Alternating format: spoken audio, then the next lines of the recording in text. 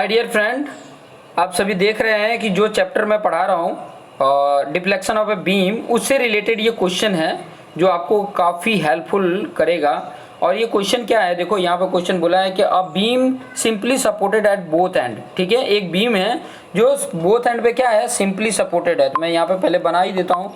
ठीक है, मैं यहाँ पे आपके सामने फिगर ही बना देता हूँ। इस प्रकार का है। ठीक है, और दोनों एंड पे एक तरफ हिंज है और एक तरफ आप रोलर सपोर्ट लगा लो। दोनों तरफ क्या है, ये सिंपली सपोर्टेड है। ठीक है, और इसका लेंथ जो है वो एल है, ये इस प्रकार से देख सकते हैं, एल लेंथ है। ठीक है, और क्या बोला है कि carries two equal unlike couple. ठीक है, अनलाइक कपल मतलब एक इस तरफ कपल है, ठीक है, तो एक इस तरफ कपल है। देखो, एक क्लॉकवाइज है तो एक एंटी क्लॉकवाइज है। ठीक है, दोनों एंड पे।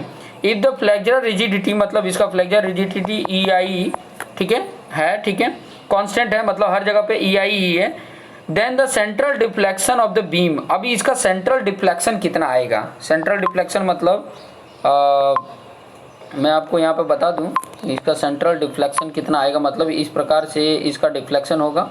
तो सेंटर पे ये डिफ्लेक्शन, ये जो आपका डिफ्लेक्शन आ रहा है वो कितना होगा ये पूछ रहा है। ठीक है, तो ये देखो, एक साइड अगर मोमेंट होता है तो ये चीज़ें मैंने आपको ऑलरेडी बताया है, लेकिन दोनों साइड अगर मोमेंट है, अगर सिंपली सपोर्टेड बीम है और दोनों तरफ ये एम जितना, एम इधर एंटी क्लॉकवाइज है, एम इधर क्लॉकवाइज है, दोनों तरफ मोमेंट है। ठीक है, तो इसका सेंटर पे डिफ्लेक्शन कितना आएगा, तो वो चीज़ें मैं यहाँ पे बता देता हूँ। बाकी तो आपको डेरिवेशंस मैं ऑलरेडी बताऊँगा कि कैसे इसका होता है डेरिवेशंस, वो चीज़ें तो बताऊँगा। बस यहाँ पे इसका आंसर याद रखेंगे कि इसकी जो वैल्यू होती है, इसका डिफ्लेक्शन जो आता है वो कितना आता है, वो चीज़ें मैं यहाँ पर बता देता हूँ ताकि आपको आइडिया मिल जाए और आप उसके अकॉर्डिंग कर सकें। ठीक है, तो उसका जो डिफ्लेक्शन होता है वो ये होता है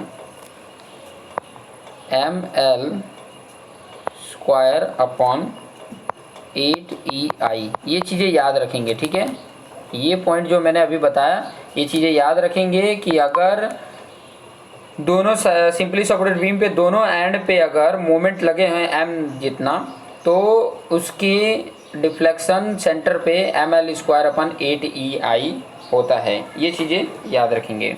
चलिए दूसरा क्वेश्चन भी देख लेते हैं। इसमें देखिए, एक दूसरा क्वेश्चन यहाँ पर आपके सामने है।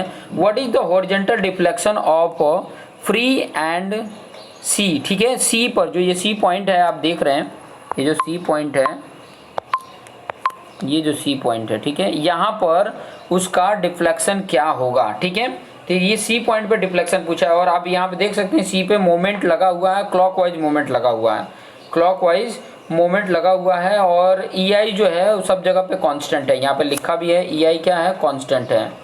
ठीक है, चेंज नहीं है, ई आई जो है वो कांस्टेंट है।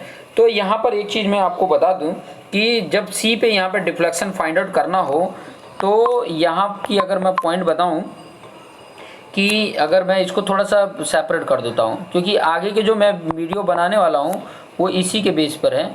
ये बी पॉइंट है, ये आपका ए पॉइंट है। ठीक है, तो यहाँ पर आप देखोगे कि, और एक मैं इसको सेपरेट यहाँ पे बना देता हूँ, ये बी पॉइंट है और ये सी पॉइंट है। ठीक है, इसका मोमेंट आपका यहाँ पर है। ठीक है, तो इसका मोमेंट इस प्रकार का होगा, ये एम जितना एम, और जब ये इस प्रकार से है, ठीक है, ये आपका एंटी क्लॉकवाइज आ रहा था, ये क्लॉकवाइज इस प्रकार से बी पे होगा। यहाँ पे दोनों को अलग अलग कर दिया तो, ठीक है, दोनों का ये एल है। ठीक है, दोनों में आपको एल दिया हुआ कि ये भी एल है। 1 मिनट, ये वैल्यू भी आपका एल दिया है। ठीक है, 1 मिनट, ये एल दिया है और ये भी एल दिया हुआ है। ठीक है, दोनों का ई आई जो है वो कांस्टेंट है। तो यहाँ पे अगर मैं बताऊँ कि जो हॉरिजॉन्टल डिफ्लेक्शन सी पे आएगा, वही हॉरिजॉन्टल डिफ्लेक्शन बी पर भी आएगा। ठीक है, बी पे भी वही सेम आएगा, क्योंकि ये जो बी पॉइंट है ना, उसको एज ए फिक्स कंसीडर किया जाता है। ठीक है, तो यहाँ पर देखो, अगर इसको देखोगे तो ए पे फिक्स है और बी पे एक मोमेंट है, और जब ये बी सी आपका मेंबर को देखते हैं तो बी फिक्स कंसीडर करके और सी पे मोमेंट देख रहे हैं, तो उसके बेस पे जो बी पे आपका डिफ्लेक्शन आता है वही आपका सी पे भी डिफ्लेक्शन आता है, और वो कितना आता है वो चीज़ें मैं यहाँ पे बता देता हूँ। वो आपका वैल्यू जो आती है वो ये कंडीशन तो मैंने ऑलरेडी बताया है कि कि अगर एक तरफ फिक्स है और दूसरी तरफ मोमेंट है तो उसका जो होता है वो ml²/2EI है। मेरा अभी जो थर्ड वाला डिफ्लेक्शन ऑफ बीम का मैंने बनाया है उसका स्टैंडर्ड रिजल्ट जो आता है स्लोप एंड डिफ्लेक्शन का वो ऑलरेडी मैंने बताया है, वो चीज़ें आप देख सकते हैं। तो यहाँ पर अगर करेक्ट ऑप्शन देखेंगे तो करेक्ट ऑप्शन कौन सा हो जाता है, करेक्ट ऑप्शन देखेंगे तो आपकी वैल्यू आ जाती है ए वाला option, A is the right answer. ठीक है, ये आपका राइट आंसर हो जाता है। तो ये चीज़ें आप देख सकते हैं। नेक्स्ट क्वेश्चन भी देख लीजिए, एक और क्वेश्चन है ये आपके सामने है और क्वेश्चन में क्या बोल रहा है वो चीज़ें मैं बता देता हूँ। क्वेश्चन में क्या बोला, अ सिंपली सपोर्टेड बीम है, स्पान एल है, फ्लेक्चर रिजिडिटी EI, कैरी ये unit point load at its centre. ठीक है, सेंटर पे पॉइंट लोड लग रहे हैं। तो मैं यहाँ पे बना के भी बता देता हूँ, इस प्रकार का है ये सिंपली सपोर्टेड बीम है, ये इस प्रकार का यहाँ पे लग रहा है। ठीक है, इस प्रकार का है EI और इसका L लेंथ है। ठीक है, ये लेंथ L है और EI जो है इसका सब जगह पे सेम है। ठीक है, और यहाँ पर सेंटर पे बोला है ना कि carry the unit point load at its centre, ये P जितना लग रहा है। ठीक है, P जितना यहाँ पर लग रहा है। ठीक है, spawn L and flexure rigidity carry the unit point load. Unit point load मतलब P की वैल्यू क्या है 1 है। ठीक है, 1 जितना लोड लग रहा है at centre. Strain energy in the beam due to bending, bending के कारण स्ट्रेन एनर्जी, तो स्ट्रेन एनर्जी यहाँ पे जो बेंडिंग के कारण आ रही है वो डिफ्लेक्शन ही बताती है। ठीक है, और इस प्रकार का जब होता है तो आपको ऑलरेडी मैंने फॉर्मूला ऑलरेडी बता के रखे हैं कि इसका डिफ्लेक्शन कितना आता है। डिफ्लेक्शन ही क्या बताता है, इसकी स्ट्रेन एनर्जी बताती है। ठीक है, तो इस प्रकार का जब क्वेश्चन होता है ना तो फिर बाद में हम बहुत कन्फ्यूजन हो जाते हैं। ठीक है, तो आपको ऑलरेडी पता है कि इस प्रकार का जब क्वेश्चंस हमारे सामने होता है इस प्रकार का, तो इसका फॉर्मूला क्या होता है। इस प्रकार के अगर क्वेश्चन को आप देखेंगे तो इसका फॉर्मूला क्या बनेगा, सोचिए क्या बनेगा।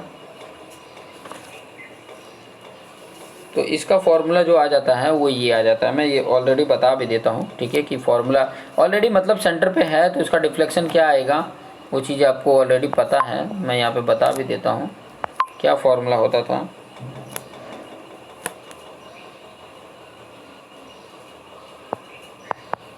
PL/96EI आएगा और P की वैल्यू 1 है तो यहाँ पे 1 वैल्यू पुट कर दोगे तो क्या आ जाएगा LQ/96EI। तो यहाँ पे C ऑप्शन इधर राइट आंसर हो जाता है, C ऑप्शन इधर राइट आंसर। ठीक है, ये थोड़ा सा कंडीशन देख लेना, बहुत इंपॉर्टेंट है। हालांकि मैं फाइंड करना आप लोग को सिखाऊंगा कि अगर इस प्रकार से कंडीशंस होते हैं तो कैसे उसको कैलकुलेट करेंगे, वो चीज़ें ऑलरेडी मैं बताऊंगा। तो आप ये देखते रहिए और अपने आप को बेस्ट बनाते रहिए। Thank you for watching this video.